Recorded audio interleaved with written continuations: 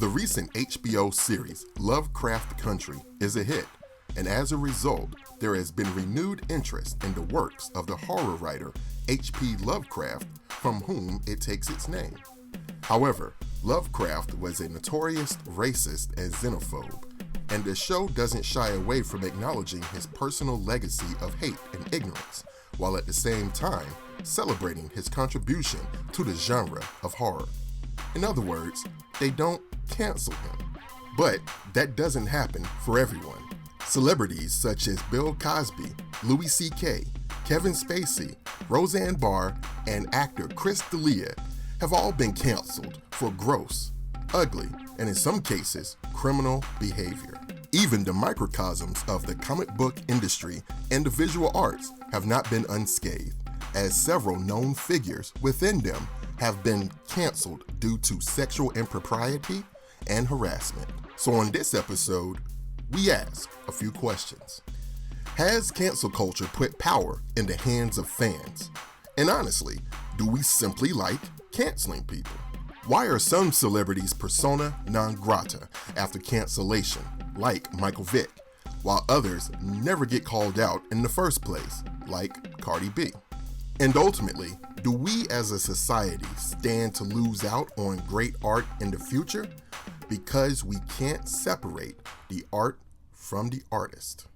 As always, thanks for tuning in, and don't forget to subscribe and follow SiDEBAR Forever online wherever you get your podcast.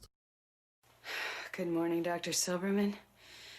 How's the knee? Did you just have a brain fart? I know Taekwondo. Stop eating my sesame cake! You're killing me, Smalls. Fuck with me, and we'll see who shits on the sidewalk. Come quietly, or there will be trouble. Clearly, I wasn't talking to you, big titties. You cherub-looking motherfucker.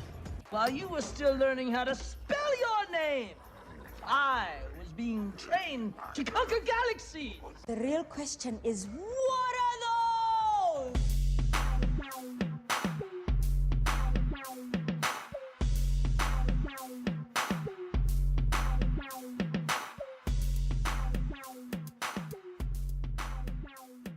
All right, well, let's start off with our listener and friend on social media, David Matthews.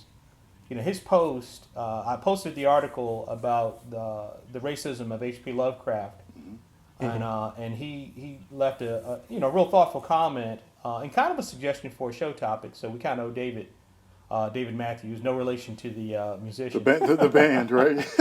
Right. But we kind of owe him a thank you for suggesting this as a topic. But he said, I'm not a horror fan. I think the old Universal monsters are cool, but regardless of the genre or art form or legacy, we have so many unsavory characters that did extraordinarily amazing things, and even the things themselves sometimes have a horrendous lens in which to view life. But somehow the music and the art and the stories are still great, not the misogyny or the racism or any of that stuff. And he says, I think that this would be an awesome discussion. What do we do with works of art that are still affected by, that we are still affected by, but whose time has passed? And he gives the example of the Gone with the Wind reference that Adrian made on our One-Liners episode, where Adrian was like, I hate that movie. But frankly, my dear, I don't give a damn is such a great line. Yeah. And the three of us started talking about, as we move forward in the era that we're in now, which is, it's called cancel culture. It may not even be known as that years from now. But it's essentially, people, calling, tasking, the people who create things. Basically, if you're a great person and you make great art, fine. But if you're a bad person, or if you're a person who makes too many public missteps, then it affects your ability to continue to create and, the opportunities you have. And to some extent, for us as fans and as consumers of pop culture, it affects our ability to enjoy what you make and how we consume it and how we relate to it and how we engage with it. So, and this is a good conversation because HBO just released Lovecraft Country a couple weeks ago, and then you know, it's based on the works of H.P. Lovecraft. It's also based on a novel by, I think the guy's name is Mike Ruff. But it stars Journey Smollett and Jonathan Majors, and it basically has, you know, all the leads are black, but a great supporting cast, a diverse supporting cast. But H.P. Lovecraft is a notorious and infamous racist and xenophobe and piece of shit. Right.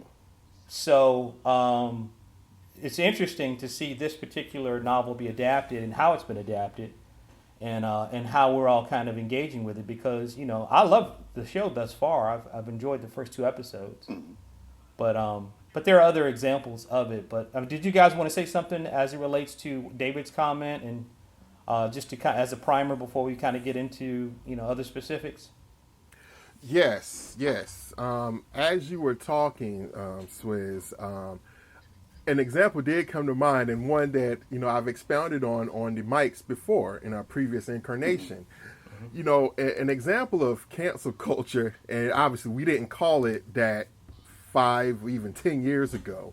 Right. You know, but when 300 came out, the adaptation of the Frank Miller graphic novel, right. I recall, and I'm sure you guys recall, my angst and anger and fury at that movie coming out, and just how it resulted in me just getting rid of all of my books. It was almost as if Frank Miller no longer existed to me. You know what I'm saying?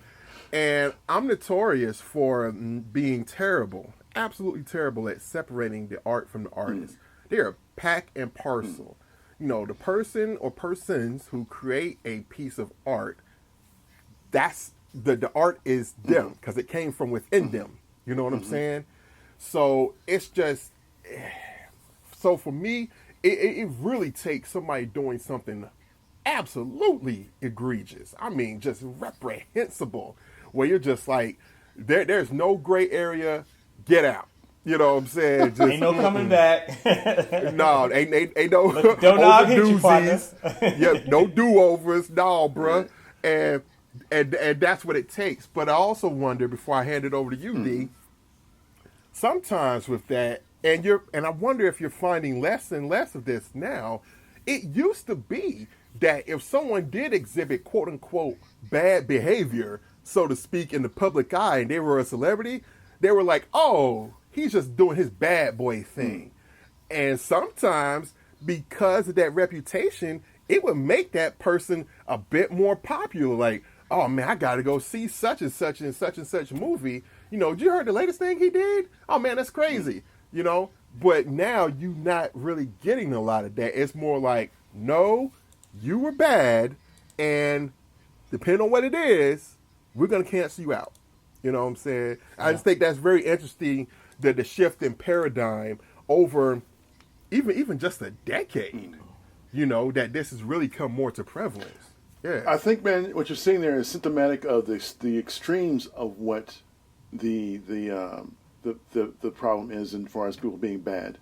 It's one thing to be James Dean kind of bad, you know. Right. One thing to be Fonzarelli kind of bad, you know. Another thing to be Han Solo kind of bad, you know. But when you go to the extremes of being real life, abusing your power, manipulating women into the casting couch, threatening their livelihoods, threatening them, then you cross the line to where now the extension of that badness has gotten into a place where it's no longer redeemable, and then you're looking at how many lives that you've done that to repeatedly, repetitively, knowing that you're doing damage, knowing that that your own personal male gaze is more important than their personal feminine respect, you know.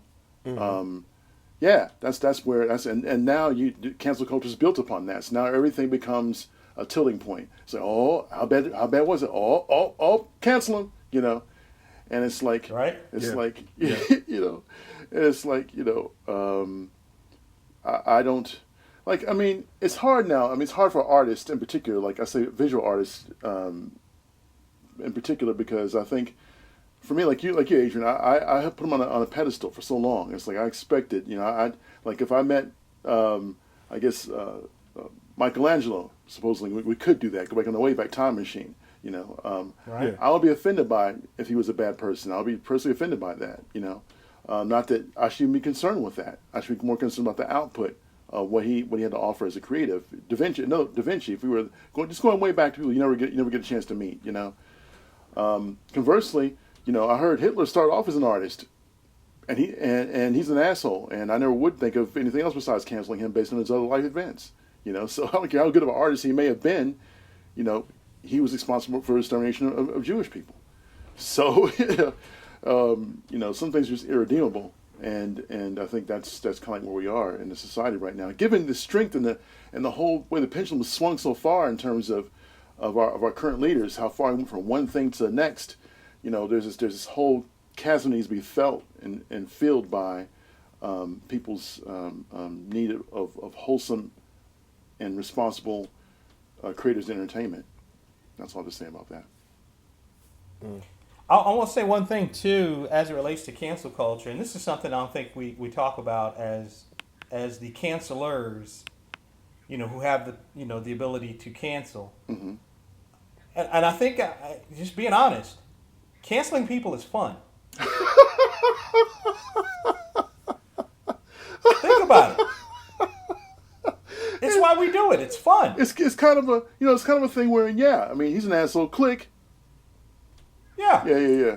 And really, pop culture has itself to blame, because the minute they commodified our attention and our engagement with social media and that, in other words, again, if they're selling you something and there's no product, you're the product. Mm-hmm. So the minute they commodified our attention in the way that they did with social media and follows and clicks and likes and all that kind of stuff, you put the power back in our hands. Mm-hmm. The exchange between the creator and the audience used to be more one way. Mm-hmm. I make the thing, I give it to you, and you consume it, and then whatever, and it would come back to them, but it would come back to them very slowly. Mm-hmm. Now it comes back instantly. Mm-hmm. And if you make a misstep, if you behave badly, if you're a straight up criminal like a Bill Cosby or somebody like that, you're gone. You cancel. And it's fun. It's fun to have the power. It is. It is addictive to have the power. Yeah. It's exhilarating, and it puts a certain amount of control back into the hands of the audience, which is not necessarily the balance of power that you want, or the balance of creative, expression that you want. You don't want to respond to the audience. You want the audience to respond to what you do. What you make and what you create. But there are tons of examples in media currently. We just mentioned H.P. Lovecraft and the HBO show, but you had several years ago, Louis C.K. Mm-hmm. More recently, Chris D'Elia, has caught a case of cancel culture. Mm-hmm. For grooming young fans and being kind of a creepy jerk. And, he was even implied that he had been with a girl who was underage.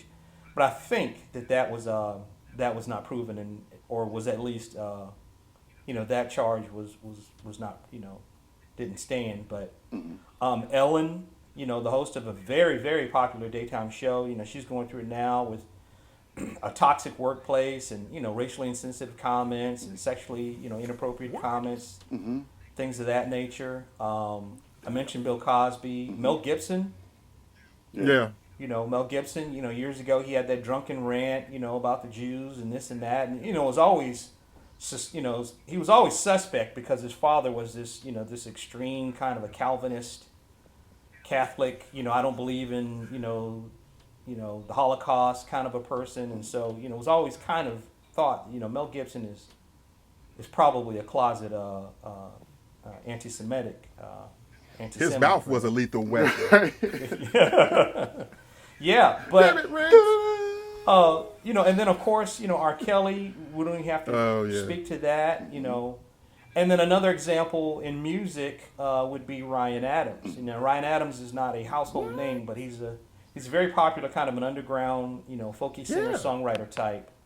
And he has a lot of credibility. And again, was accused of grooming young girls, online, and hey, you write great songs and you play great. Let's get together and make some music. And next thing you know, you're dating them, and then when things go south, promises that he made, were never kept, and he cut everything off, and that was it. Wow. So not exactly criminal behavior, although there were some underage girls that he was supposedly had gotten involved with. But for the most part, it's just creepy, just kind of gross behavior, on guys. And, the cancellation started. Mm-hmm. The cancellation has begun. Chris D'Elia was supposed to be starring in a show, or I think he did. They shot him in like a Netflix show, if I'm not mistaken. Mm. And the show is talking about reshooting the scenes and maybe even digitally taking him out and replacing him with another comedic performer named Tig Notaro. Wow. I've heard of him, yeah. Welp. Oh, well. Yeah, yeah. Well, Tig Notaro is actually a woman. If that's, I don't know if the he you're referring to was Tig, but yeah, just like that, and we saw what happened with Kevin Spacey. Didn't they take him out of what is The Color of Money, or the not The Color of Money, but The House of Cards. House of Cards. No, not House of Cards. It was some movie. He was in that movie that I think Ridley Scott directed about J. Paul Getty. What? Yeah, yeah. For the Love of Money or something like that. Oh, okay. And they replaced him with Christopher Plummer. Mm-hmm. Dang. Like digitally took him out and replaced him with Plummer. Mm-hmm. And and I mentioned Ryan Adams because I am a huge fan of Ryan Adams and have been for years. Mm-hmm. I have tons of his music, CDs. I've seen him perform live. So I do have to admit that since I found out this information about him, it has kind of changed my relationship in terms of how much I enjoy listening to his music. Mm. Not because I expect him to be perfect or anything. Mm-hmm. But you just realize that while these people were making these great things, they were really being shitty and horrible to other people. Mm-hmm.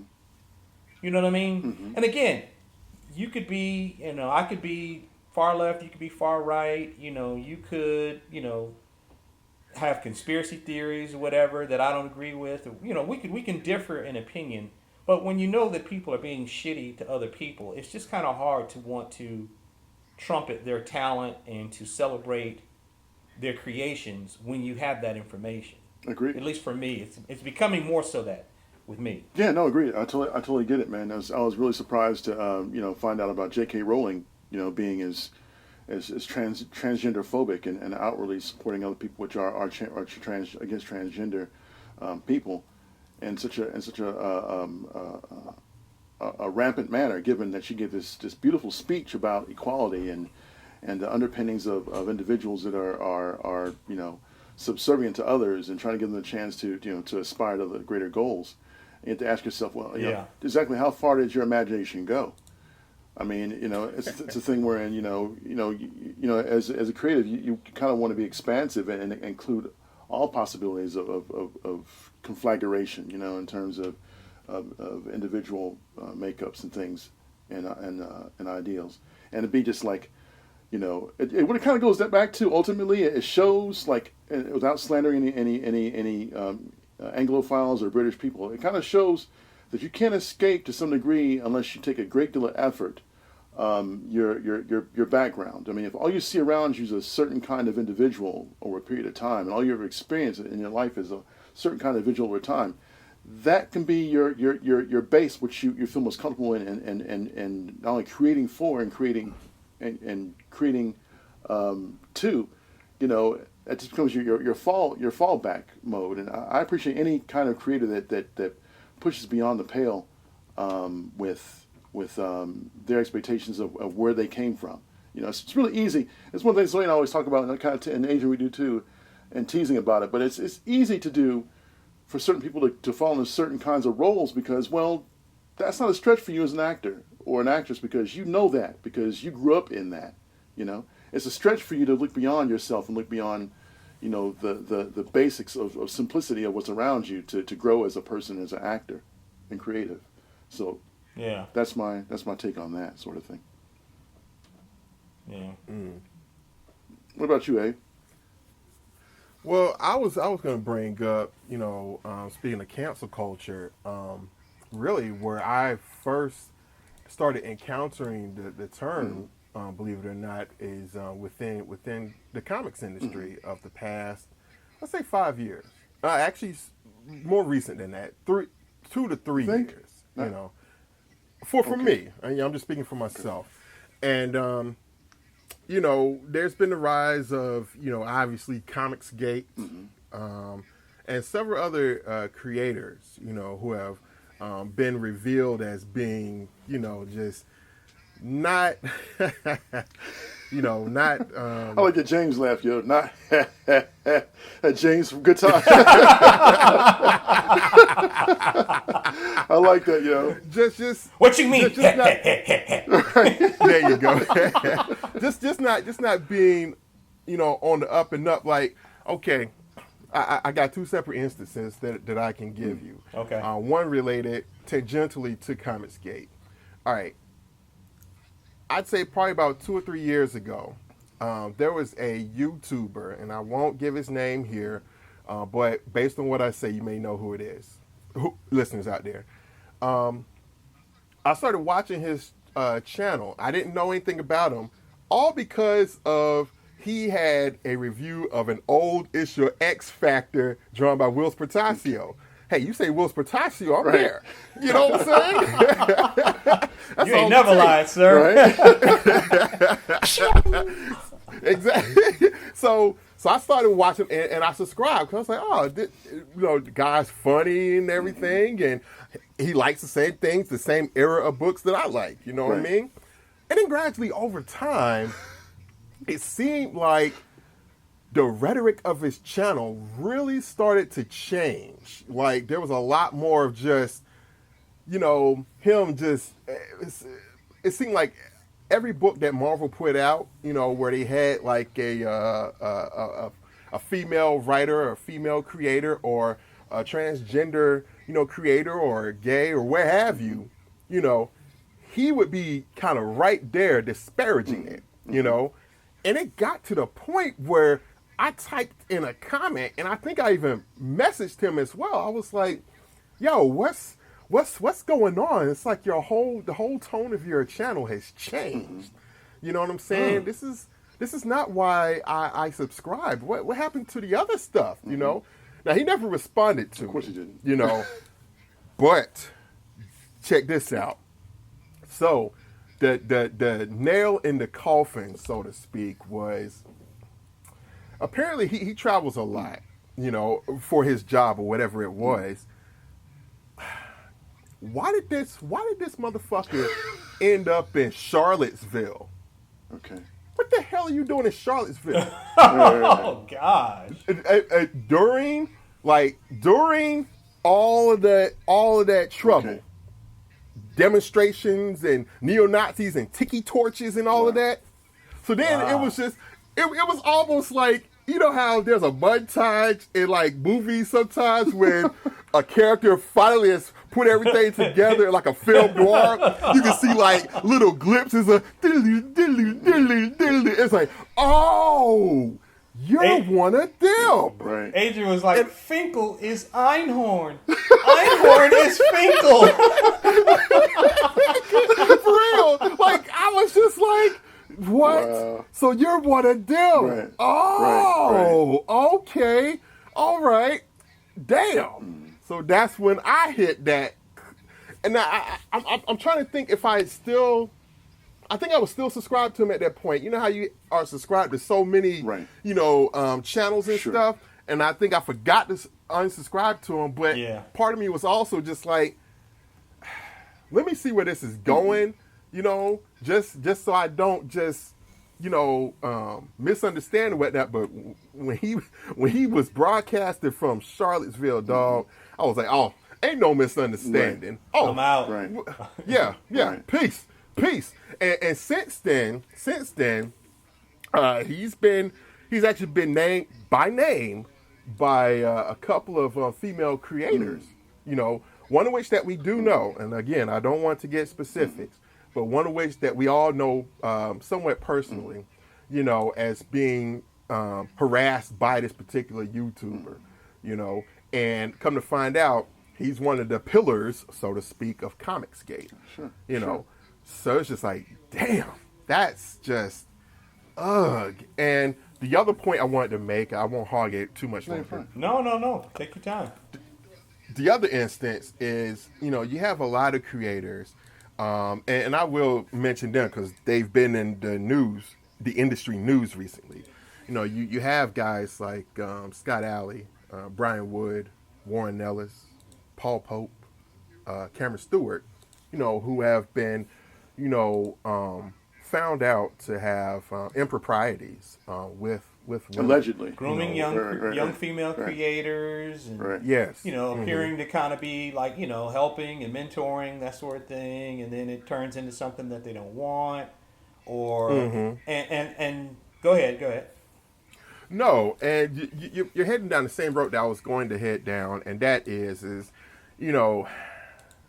with cancel culture being widespread, so to speak, in society in general. When you get to something that's small and as niche as the comics industry, the ripples of cancel culture and, finding out someone has this type of thought process, or treats people like this, the reverberations are immediate and seismic in a way. Yeah. So it's just like seeing this many creators and, unfortunately, who knows who else, however else many, creators are out there, guilty of this.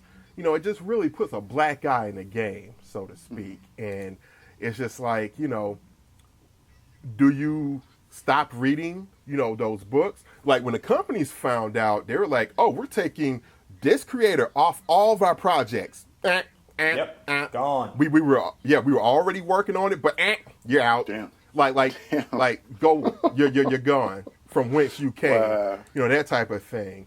So it's not just us as consumers doing that. It's like the companies themselves, because the last thing a company or something like that, or a corporation wants is like, to be seen as supporting, even if they didn't know, just holding that party within their clutches as far as like work, which can be deemed as supporting them. So it's just very, very, very revealing how that plays out in something as small as the comics industry. Yeah. I agree 100%. I mean, it's so weird, but Adrian, I was just, we were talking about this weeks ago, and I was just saying that it's just guys who want pussy. Guys at want its base, yes. Say it again. I'm sorry. I would say at its most basic, sure. That. But what I mean is it's men who want sex, and the minute they have a light switch that they can flip to get it, or the minute they find that there's some move that they can make that gets it for them, they'll keep doing it. If it keeps working, they're going to keep doing it. And it's no different in comics as it is in politics, as it is in business, as it is in large corporations, small corporations. When somebody is that kind of person and that's what they determined that they're going to do, they're going to use it. And comics, there are all, now more than ever, there are all kinds of people who are reading and enjoying comics and are part of comic culture, even as it relates to cosplay and, just conventions and the pop culture elements of it. And so, there are a lot more people, men and women, to make, to find romantic hookups with. Yeah. There's just more of it. And, but again, to one of Dwight's points earlier, it's like anything else. It's like a racial stereotype in a movie or a television show, or the stereotype of a homosexual character on TV or in a movie. Mm-hmm. If all you see are the stereotype over and over and over again, and people don't see any other examples, that's what the problem is. It's not because there's an effeminate man. Well, I know some gay guys who are effeminate. I know some gay guys who aren't effeminate. Mm-hmm. I know some gay women who are kind of butch and dudeish, and then I know some who are very feminine. Right. It just takes all kinds. But if the only thing you see is that one thing, the repetition of it is what makes it a problem. It's the same thing. If a professor dates his teaching assistant, and it's just a one-time thing, well, it's just, they liked each other and something happened and whatever. If that's his move over and over and over and over again, you've got an obsession. You're a predator. And the imbalance of power is where the problem lies. In other words, if a very senior, well-known comic creator decided he wanted to ask out or try to date, a female, collaborator, and she was into it and everybody was fine, okay, fine. But if that's your move over and over again, guess what? Eventually you're going to run into somebody who's going to be made uncomfortable by that and feel like, well, if I don't at least not offend this person, then this could affect my career in a negative way. And that's not a conversation or a thought that she should be having to entertain. Is how do I deal with this and how is this going to affect my job? They should not be the same thing. Yeah. But that's the way she's going to feel because this person is presenting themselves as one thing and then trying to turn it into something else. And again, if that's your move over and over and over again, you got a problem. No, agreed. And man, at some point, man, mugs know they know wrong is wrong, man. Like you said, if it's a situation where it's a one-off, and you and that student, which sounds appalling to me when I think about it right now, I have to change that to like at least a college age type situation. Well, that's what I mean. Okay. A college age professor and teacher's assistant, All whatever. All right. Because I think, of course, there's "Please Don't Stand So Close to Me" from the Police fame, Right. And and that book by Nabokov. Yeah, that's it. Lolita complex, but yeah, man. The imbalance of power is exactly where it is, Swing. And you couldn't put any more succinctly imperfect, man. If you know that you have the ability to be a way changer for this person, you need to reevaluate the situation for what it really is for you, and then realize what it could be for that person you're involved with. This didn't mean this wasn't going to be a soapbox for this situation, but just in terms of cancel culture, man, I'm not surprised based on certain filmmakers and film producers ideals, how their lives have progressed, how it's become more to the fore. But it's always been a quid pro quo type situation in the music business. And I know you know more about it than I do, but it's legendary for how much women have been taken advantage of in the music business, and I assume and men in some situations too. But it's definitely more prevalent for women to be in that situation, and it continues to this day. I look at the situation wherein this latest rapper chick has a little fire behind her right now. I don't really want to say her name because I don't want to hear any of her fans coming down on my pipe.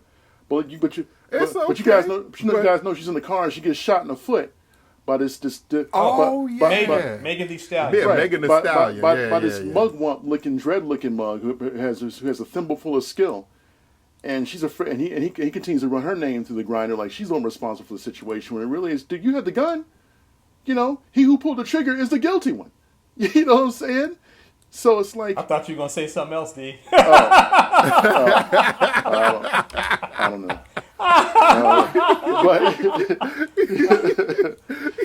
yeah, man. But I mean, dude, it's like, dude, you stop playing yourself, man. This is just it's so much machismo in the rap game, man. It blows me to the point to where I can't even begin for these newer cats. I can't even understand. I mean, I know it's an unfair assessment of the situation because there's a lot of dudes out there doing it the right way still, and people which take themselves seriously in the point of the game. But the ones that always get that stereotype, the thing that gets the most play, the thing that you see all the time repeatedly in the media is the one to become you're most familiar with. You become accepting is the way things are.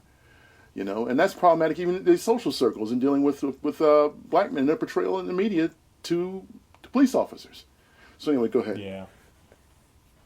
Yeah, can I throw something there while we're talking on that rap tip, D? All right. Speaking of rappers, and in particular female rappers, and in particular one Cardi B, who, anyway, Now, Cardi has revealed that in the past, in her quote-unquote former life, that as a stripper and as a dancer. Yes, exactly. Okay, go ahead. That in that line of work, she would regularly drug men and rob them or take their money or whatever. You know what I'm and saying? And when you say drug, let's define it. She didn't drag them physically. It was a substance. Not drag them. Like pop something in their drink when they not looking. Right. You know, make them just sluggish to where they can't respond like how they normally might. You know what I'm saying? Right. A la the movie Hustlers. Exactly. And that's where I was going, Swizz, is that not only did she admit that she did this, she justified it. Yeah, and it's in a fucking movie. You know? And okay, and I'll go even further with that. And some women who've seen that movie, it's like, oh, well, you know, it's liberating, it's empowering. How is that empowering when, if you were to turn the tables and it was a male who admitted to doing that to women? Oh, pitchforks, torches, screw him, you know, damn him to the place, damn him to the sticking place. You know what I'm saying? And it's funny how those two sides of the coin are not the same. Right, and it is equal, and it very much is an equal thing. It's an equal, what you call equidistant in terms of the quality of what it is.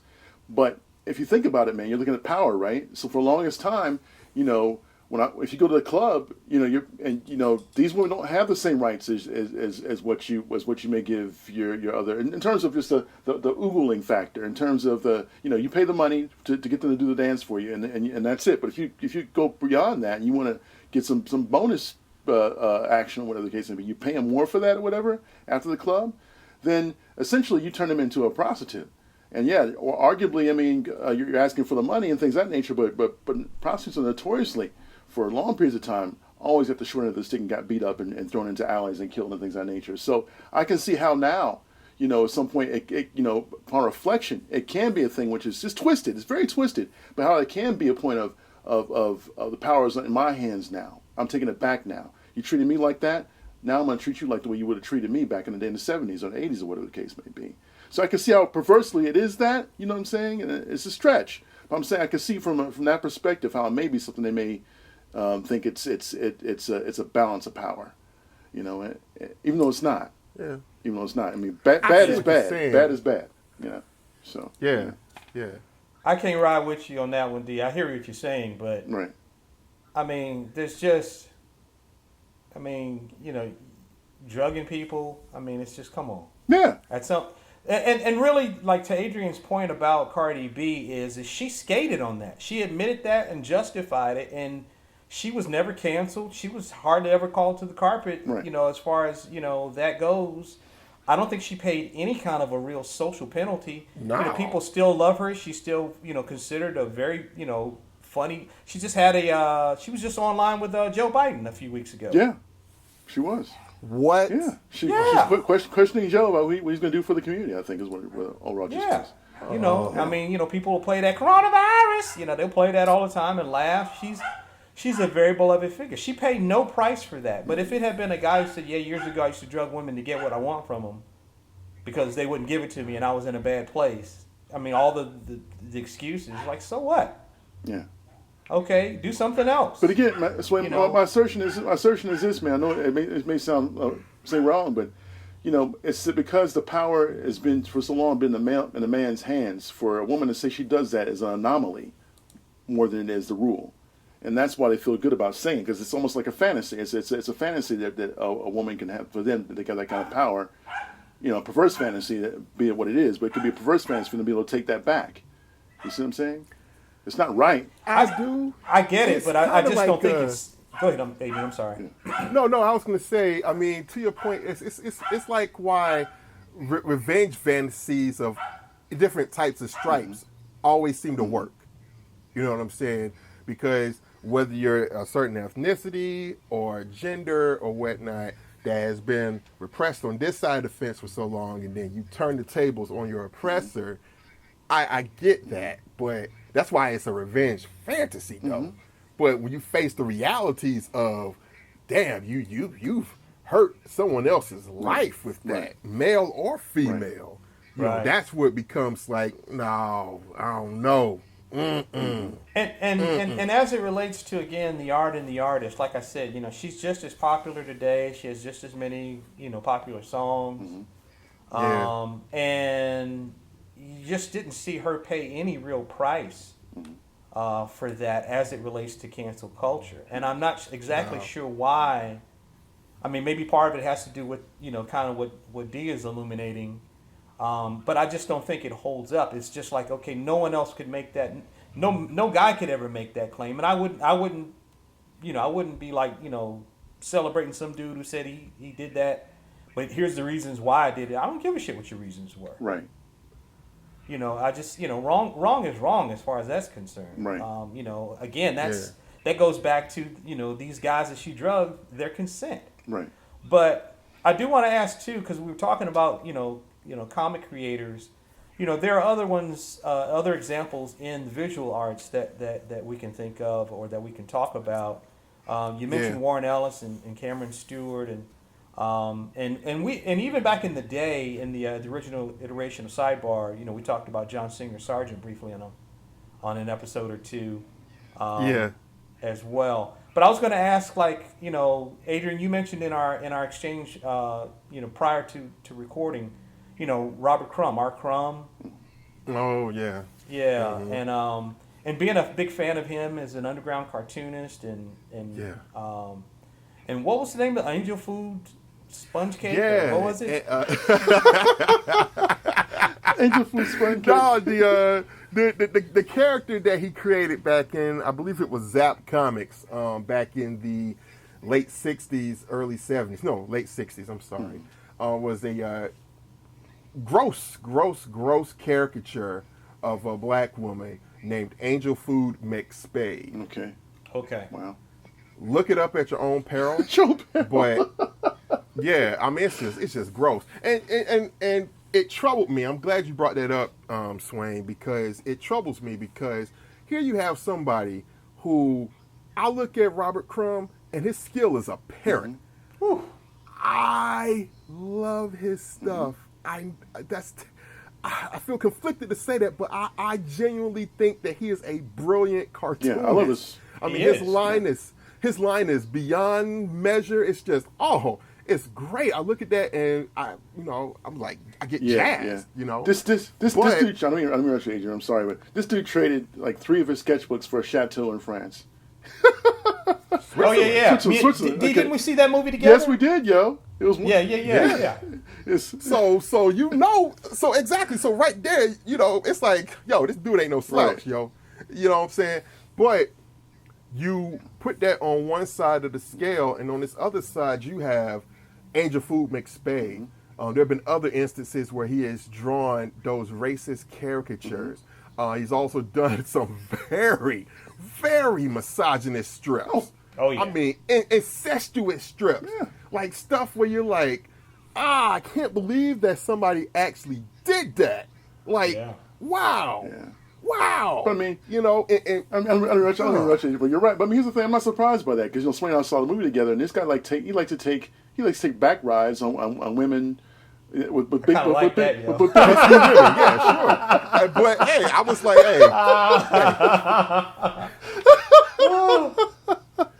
but again, it's just like, those predilections aside, right. The egregious parts that are what conflict me, and it's just like akin to that, Adrian, would be acclaimed animation director Bob Clampett.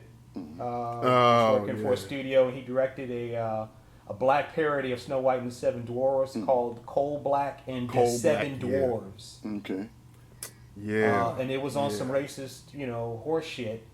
And then also too, closer to home for us in some ways, is the character of Ebony in the Spirit created by the great Will Eisner. Okay. Yeah. And and there are others where, like now, I love the Indiana Jones movies, but Indiana Jones and the Temple of Doom, and I go back to was it Chop Chop? Yeah. Short round. Right. I knew it. And I'm just like, oh man, come on. Mm-hmm. And you just like, it just changes your engagement with it, and I don't know. I really do revere Will Eisner for his work. Yeah. I mean, I don't worship the guy, but I really do revere his work and consider the things that he's done. The Spirit is like my least favorite Will Eisner thing, but the things that he's done in terms of graphic novels and the stories that he told and what he did for, for the art form of, for comics, the medium. It's just like, oh my God. Yeah. But it's just like, but again, he's a product of his time.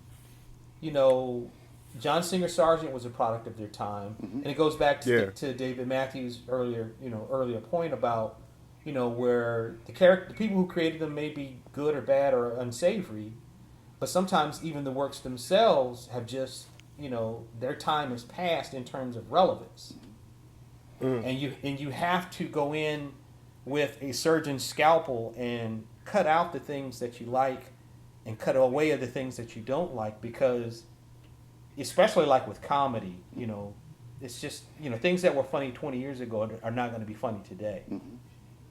Comedy is all about reading the temperature of the room and knowing what's going on in the world today and how people engage in a modern sense. So that's why comedy more than anything else, it definitely, jokes don't hold up generally, outside of their time frame. But just as it relates to just connecting and all that stuff, I do look at Ebony and I turn my nose up and I'm like, okay, I'll just look at these kitchen sink reprints and and just kind of look the other way, and and I'll appreciate Bob Clampett for what he did contribute to. I think he worked for Warner Brothers. Yes. But it's very difficult, and I was never a huge R. Kelly fan, but none of that could be a surprise to anybody. He was singing about getting it and show me some ID before I break you off, and now we find out he meant your high school ID and not your legal ID. No. Yeah, man. Well, I mean, him being involved with the Leah, kind of open. It was an open secret when I was a teenager, and when we were coming up, it was like, is he? Are they? He's singing about it. She has a song written by him called "Age Ain't Nothing But a Number." Yep. Just crazy, yo. Oh man. Before I go into that, man, I kind of want to go back to what you're saying as far as the comic creators go, and you guys may like again, I may be pushing against the grist here because I realize you guys revere this guy so much, and I do too. Ultimately, I think his work is phenomenal, but I also find it to be like somewhat racially annoying in terms of the caricatures, and I can't watch it. I can't look at some of this stuff sometimes. I'm talking no other than the great Richard Corbin. I find the way he does black characters. I find the way he does black characters to be extremely unflattering and animalistic and annoying. So but I mean, I love his work ultimately, but I mean, that stuff I kind of look like everybody always says, do arms akimbo on. I can't really cross arms that. Crossed is what you mean. Exactly. Yes. I can't really put my my Dwight Chekhov on it. You know what I mean? So I think one of the things you deal with in comics and comics in particular, and this is and art in particular, you're dealing with like Swain said earlier, a product of his time. And you got to realize these people are examining the world around them as they see the world. Doesn't mean that they're perfect individuals. So when they put something out that's really stellar and interesting and engaging, as far as the intellectual process goes to their creativity, then that's your point of endearment. You don't know this person, you know their work. You know what I'm saying? So that disconnect should be a thing which you have to always put in place, because their work, being a part of who they are as individuals, is not the same thing, not in the same playing field. And it's annoying to think that, because we like to think, okay, because Dwight and Adrian and Swain are pretty authentic in terms of their opinions, and they pretty much represent themselves always the same way they always do. We're not really in the public eye like some people are, and we haven't gone through the grist of being picked apart. Because I know for a fact that people look at my history and some of the things I said, I mean, I could be called anything, but at the same time, I know some things which I wouldn't do, because I know I'm a person which I always think about the outcome before I commit to actions. So I'm always thinking about, okay, what am I really doing to this other person in terms of conversation, in terms of interaction? So I don't commit some of the same sins that others might have committed based on me thinking through the process before it's been committed, and that slows me down in a lot of ways too. But at the same time, I think I'm no saint. But go ahead. I was going to say one thing before we moved on in regards to Corbin. In some ways, I kind of equate, maybe not in ideologies, but I kind of equate, Crumb and Corbin in a similar echelon, just in terms of the drawings that they make. While they are great, the ink drawings are fantastic, and they almost draw in a grotesque. Yeah. In a caricature. Sense. All their characters. Yeah, all their characters are almost grotesque. In a sense. But Adrian, I think like Corbin kind of had that quality. Mike Golden's characters were never like super beautiful. They were always kind of oddly, a little off center. He wasn't afraid to draw people who were unattractive or just not attractive, not necessarily ugly, but just not attractive. Yeah, not that traditional beauty or what we would accept. But, as it relates to Corbin, I am a huge fan of his. I can look over there on my bookshelf behind me and have volumes of his stuff.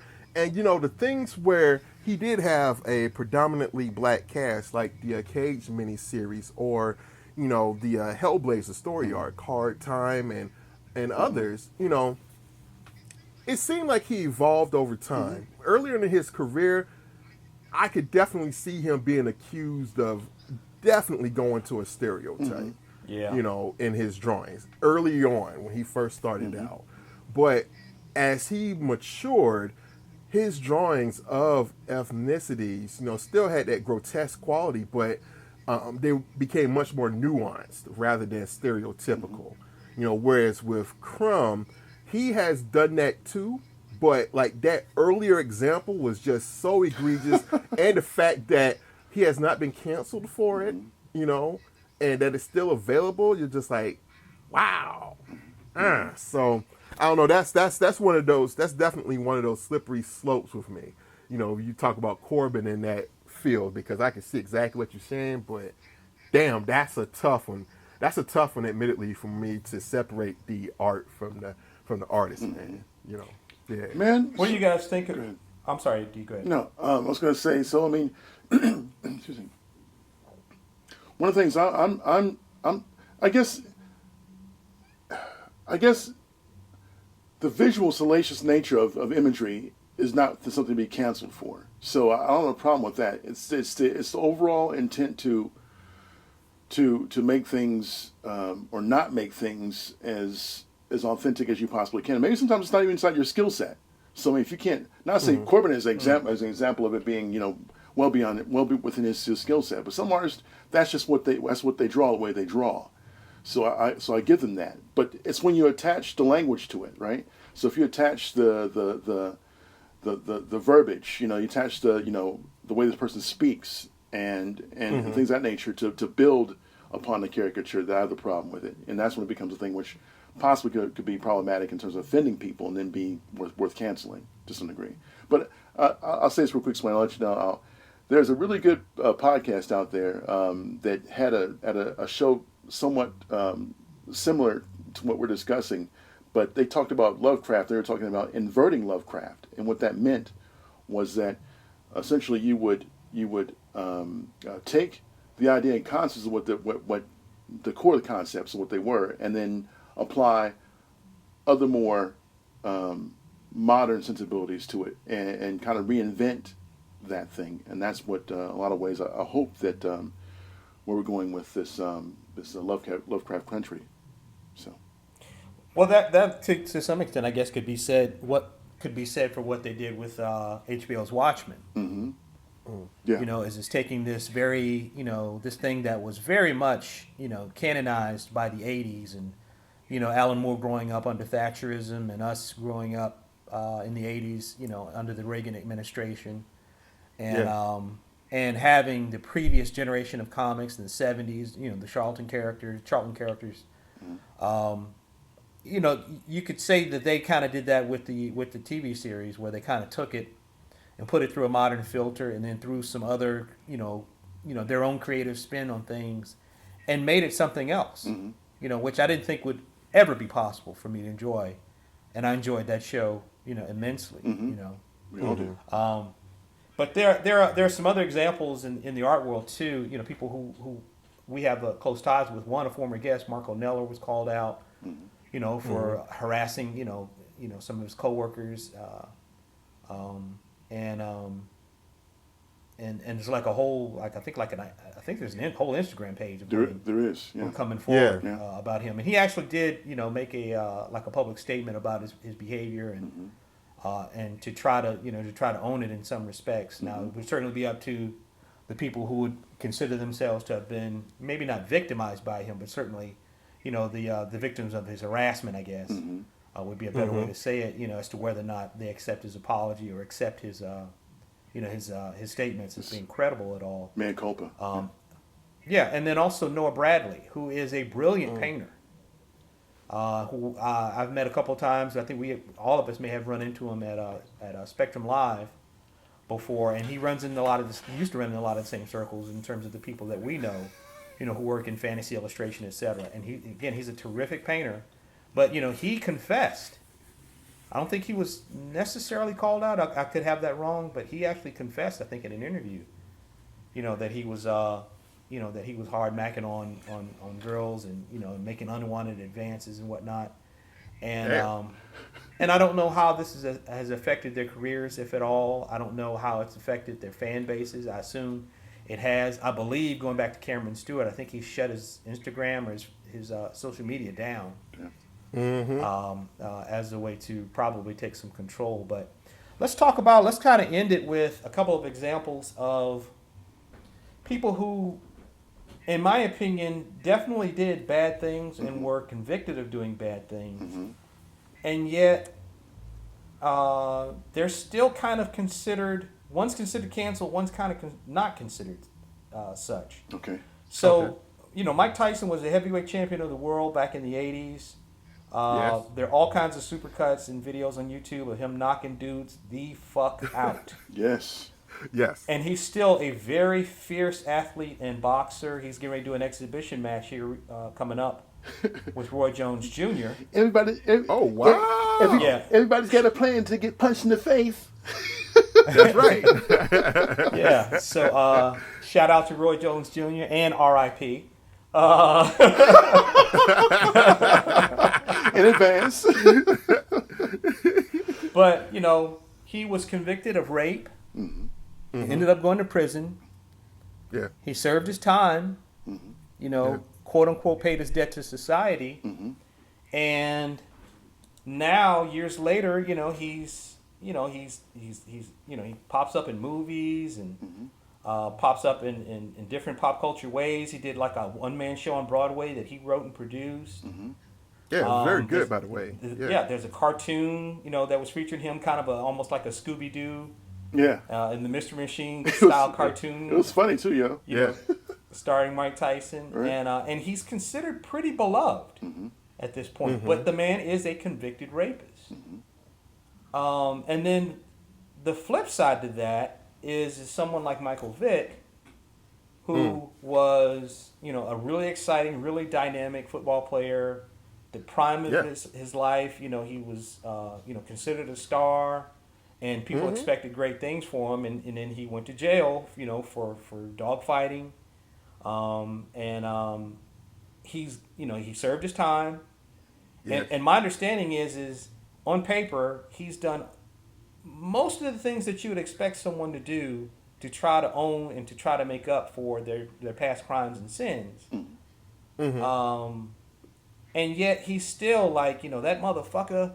I mean, like, people who are dog lovers and who are pet lovers just won't give him a break. Like, they still shit on his name and drag him, even though, again, in theory, he has paid his debt to society, and he has done more than just pay his debt to society. Like, he's become like an advocate and someone who is publicly, his public face and his private face are very much the opposite of who he was as this young, ignorant, football player who's, fighting dogs and dogs are being killed on his property or whatever. But why do you guys think that there is a difference? And it's no there's no secret here. Both these men are black men. Mm-hmm. Right. But why do you think that Vic has not really been given the chance at a new lease on life publicly and in a pop culture sense, like a Mike Tyson has? I'll go with Tyson because I think it's a thing wherein one, this is pre-cancel culture for both of them actually, but it was around the cusp for Michael Vick. But for Tyson, it's a thing wherein his apologies are very, very public and very animate. And now on top of being very public and very animate, he went deep into his psychology of who he was as a person, exposed himself for all the just attack and rip up, man. I mean, this is a guy who talked about, what he felt like as a kid. This is a guy who talked about, it starts for him, even recently, it starts with him in terms of his slip back into his addiction. It starts with masturbation and goes to other things, which goes into drugs and so on and so forth. So he sees himself in that, and he's very transparent. I think that's the level of unfortunately, it's the level of expectation that society has for you as far as recanting. And I don't think Michael Vick did that. I'm not saying he didn't, but in terms of me seeing what was out there for public footage, I didn't see that. And perhaps the two aren't it's not even the same. It's not the same to me. It's not the same thing egregiously in terms of dogfighting versus sexually molesting women. It's not the same thing. I mean, granted, they're both bad, but one is different than the other. Fighting dogs. One is a more egregious. One's more a heavier crime. Right. Yeah, one's more egregious. So I think if Mike had been more PETA public, and maybe if he goes and buys a kennel, and you see some commercials with him like feeding him dog food or the case may be, and being a part of PETA more actively, maybe you'll get more of a groundswell behind his change and who he is as a person. So. I don't mean to cut you off, but I think he actually did a lot of that kind of stuff. Did he? Yeah, he did. But see, like I said, me as a layman, I haven't seen any of it. So it's like in terms of the penetration into the pop culture, dome, I don't think it's gone as far as it could have, because if I haven't seen it, and I'm not looking for him, so I was looking for Mike either, but it showed up in public places where I can see it and see his turnabout as an individual. Yeah. I mean, just looking at his Wikipedia page says that he lobbied for H.R. 2492, which is the Animal Fighting Spectator Prohibition Act, which would establish federal misdemeanor penalties for spectators of illegal, dog fighting, animal fighting, etc. And I think he's done more than that. I remember reading an article about it, and I was pretty impressed. And it all seemed to be genuine. So, but I do think you're right, Dee. I do think that because it was Mike Tyson, and funny because Professor Griff, in the same era of Mike Tyson, he got canceled. Right. Oh yeah. And still hasn't really come back. Right. No. And maybe he shouldn't, but Tyson did, and I think that that Michael Vick, like what you're saying is he was just on the cusp of where people were like, okay, look, we're not gonna let you get out here. And again, we're talking about a black man. You're not going to let you get out here and make all this money and be a star, and then act the fool in a way that we don't approve of. Right. So I hate to go back to the old Jim Crow use of the term. You acting like an uppity nigga, but that's essentially what what they were kind of saying with it to some extent. Again, he was a criminal. He did commit crimes, but I mean, just the fact that that he can't ever, and I'm not a Michael Vick fan. I'm not even a sports fan, so this is not me, caping for Michael Vick. But, but it's just a very strange thing, and people who loved him as a player, it's like, that's it, that's it. They were done. So, do you guys think that in terms of the art surviving in the future? Because nobody is going to be perfect, and we've talked about some of the worst, but there are people who have essentially just made bad decisions, missteps, maybe lost their temper, And we kind of live in the with cancel culture now, where it's like, okay, one time, and it could be like Ken Nugent, one call, that's all. That's all. One call, that's all. Yeah. You know what I mean? And it's like, okay, will the art survive moving forward? Where we expect. Are we expecting? Like I said, we're expecting too high a standard from the people who make things, and should we be, keep more distance from them and not be like, okay, he draw good, but he gotta be good too.